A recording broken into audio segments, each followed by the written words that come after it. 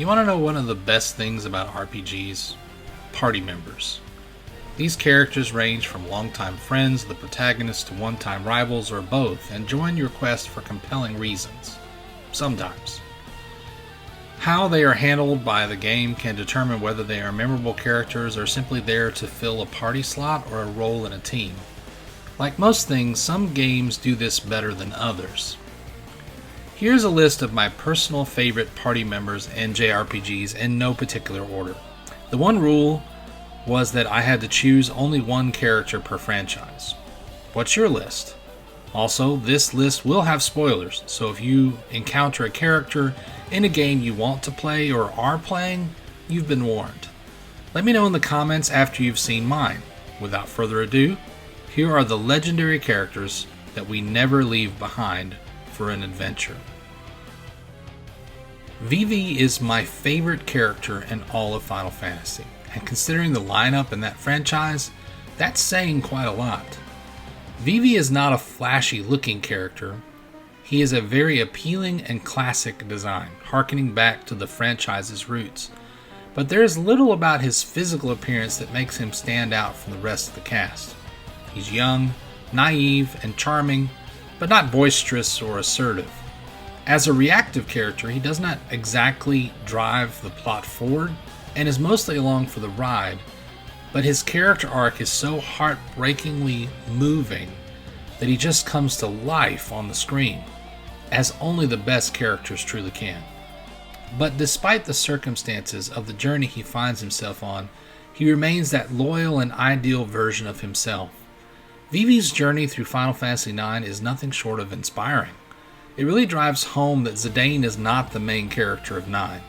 There is no main character. Some are more prominent in their roles than others, but it's definitely an ensemble journey, much more than its predecessors on the PlayStation. But of all the main cast, Vivi sticks with me the most. That and he's just so gosh darn adorable. You know what game needs a remaster / re-release? Tales of the Abyss.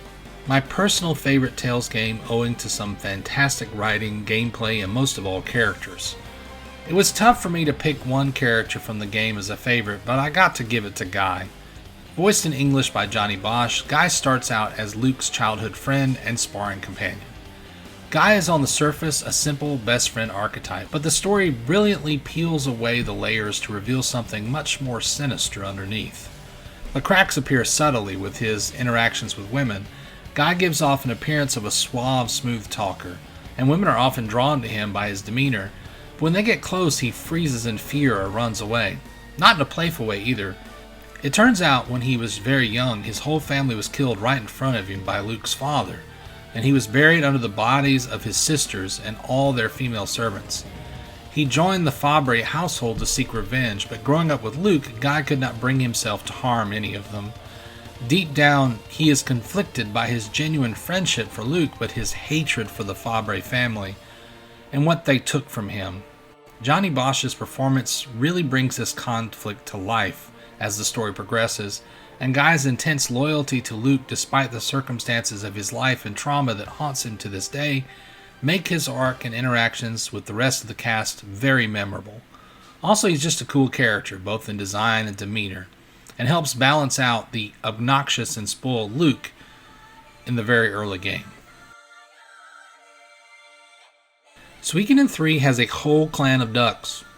Ducks. And the greatest duck of them all is Sergeant Joe. Sergeant Joe is a veteran of many wars who serves as Hugo's mentor through his campaign. He can be abrupt, but is always willing and able to provide counsel to the young hunter transitioning to a mighty warrior. He was a married duck at one point, but during a battle his son became ill and he chose to stay and fight until the tide of battle turned, and then he returned home. This decision to choose his duties as a warrior over his family led to him being estranged from them. After the events of the game, he does go home and remains with his wife and children, likely due to the influence of Hugo. Honestly, he does not have a lot of character in-game or a huge compelling story like many of the characters on the list, but just look at him. He's a duck with a halberd. He wears a helmet. What can I say? I'm partial to duck representation in games. Lavitz is just too good for this cruel world he finds himself in. Loyal, self-sacrificing, without hesitation, and chivalrous, Lavitz is just, well, the best. Somehow, it does not come across as ham-fisted or forced. He just genuinely believes in the good of everyone and is loyal to his country as a knight, but also to his fellow man. He helps immigrants from a country he is at war with find food and shelter. He tells Dart over and over again to take Shanna's affection more seriously. He is the best bro to Dart, instantly, just because he admires Dart's bravery and skill. He loves his mother, gushing over her in his home whenever the party visits. He forgives his father's killer for no other reason than he does not want to live under the burden of hatred. He loves his king like a brother and will die for him. He's just a great character, which makes it all the more heartbreaking when he's gone. Sure, Albert takes his slot, so you do not lose anything mechanically in the game, like with Final Fantasy VII and Aerith. But also, like that game, there's just something missing after Lavitz is gone. Lavitz is what we all think of when we imagine what a knight in shining armor should be, and the tragedy of his loss in game only serves to shine brighter light on how much that world really needed his kindness and enthusiasm. How much we, as a player, enjoyed that honest goodness. I miss the days when Paper Mario had funny, well-written support characters. There are certainly more compelling characters in this franchise, but that's not really the point in Paper Mario. These characters add even more color and character to these cheeky games, and when it comes time to pick a favorite, it was a surprisingly simple choice for me to make. I love the Glitz Pit. It is the best implemented Terminate archetype in any RPG. Period. I will fight you. But the star of the pit is none other than Baby Yoshi. As the only character the player can name, and the one character whose appearance can change based on the player's game time, you might think he's a bit of a blank slate. But being born in and raised in a wrestling locker room, his personality and dialogue matches his upbringing. Yep, as one of the few Yoshis that can talk, there are some in the original Paper Mario, he has the distinction of having the most personality of any Yoshi in the Mario franchise. Just look at him. Look at the hair. This kid is going to grow up and have tribal tats and pierced ears. Do Yoshis have ears? Anyway, Baby Yoshi might be the most useful party member in Paper Mario the Thousand Year Door as well. Mario can ride him to go fast, his flutter crosses short gaps, and it is so much better than parry carries in the OG Paper Mario game. Paper Mario is a lighthearted, quirky good time in general, and it does not get more quirky than a wisecracking, wrestling Baby Yoshi. I need an update on this character. Is he still a wrestler? Did he beat the champ? Did he and Mario have a match? I need to know these answers, Nintendo.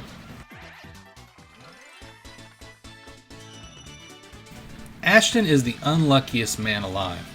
An adventurer in the world of Expel, Ashton finds himself cursed to carry two temperamental dragons on his back, named Creepy and Weepy. Ashton just can't win for losing, but I love it. From the ruined city in the Desert of Cross, his history, while not well known, was likely a tragic story. But none of that really slows him down, as he's eager to please. Awkward and sometimes timid, Ashton has a fascination with barrels, and you can often find him admiring them in different towns. He's got a crush on Priestess and often gets dragged along on her adventures after they meet. His desire for friendship and loyalty to his companions means that he's always ready to lend a hand.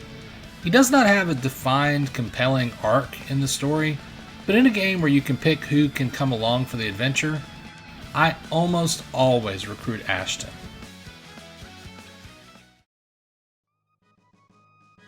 Frog is the best. Just look at Akira Toriyama's design for this character. It is recognizably his art style, and also very different from many of his other designs over the years.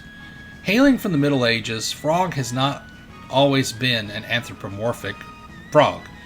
Known initially as Glenn, he grew up in the shadow of his friend Cyrus, despite being proclaimed by Cyrus to be his superior in sword combat.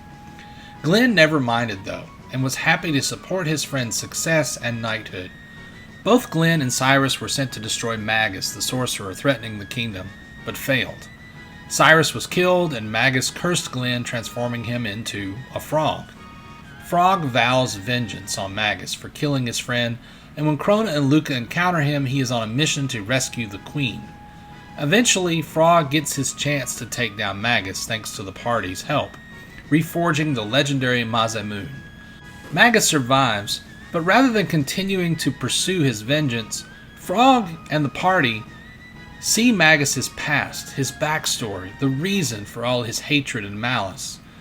And it inspires Frog to put down his own hatred and join forces with the wizard to save the world. In the end, Magus was motivated by the same desire for revenge as Frog, and Magus represents the pathway Frog was traveling on. What he could become if he continued to pursue this path of vengeance and isolation. But in addition to his arc, Frog's musical theme is one of the best video game songs ever. It is a banger, and I never skip it if it comes on my playlist. Watching Frog cut a mountain in half while jamming to this song never gets old. Eric is the best thief of any RPG.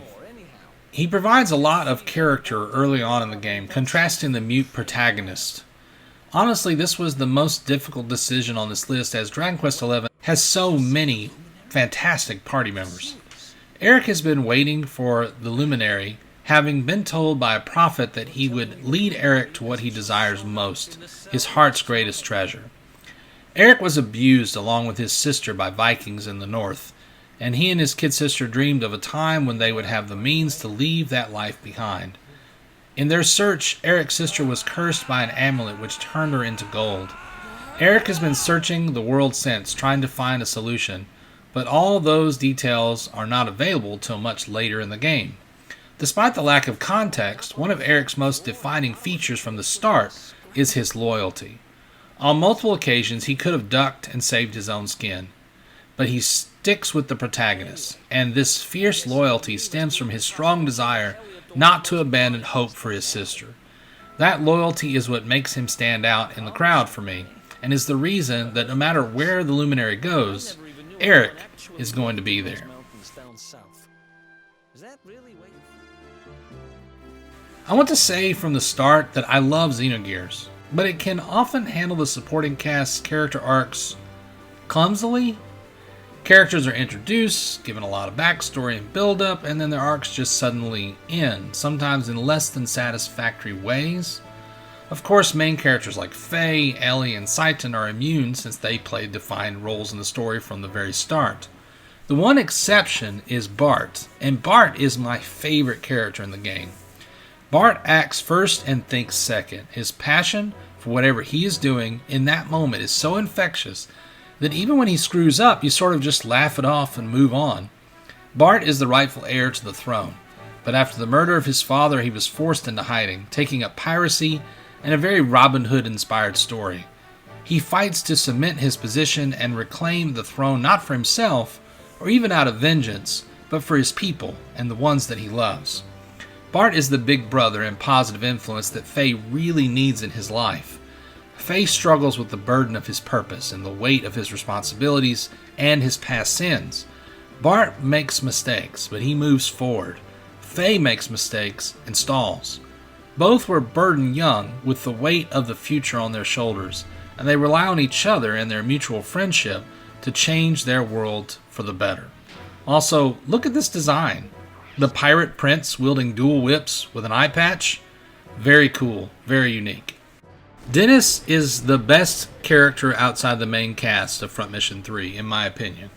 The ultimate gentleman spy, Dennis' journey from staunch master of espionage to fierce defender of his friends and mentor to the main cast, while not earth-shattering development, is well-paced throughout the story.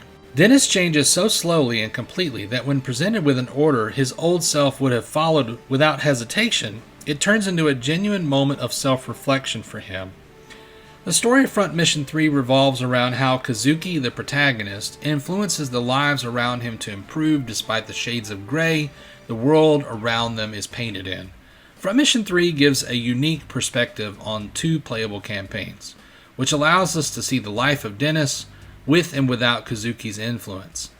One of the main reasons I prefer Emma's campaign is Dennis and his journey. I just find it very compelling, even if it's not all that complicated. That's my list. It's a tough list to make. So many names could have been on this list, and it was difficult to narrow it down, even among the games that I picked. Steiner is easily my second favorite character in Final Fantasy IX, and I also really like Jade Curtis from Tales of the Abyss. He's a fantastic character. Maybe I can talk about them in more detail one day. If you would like to see a full review of any of these games, please let me know in the comments. Also, please share your own list of Ride or Die JRPG companions. Thanks for watching, and as always, have a great day.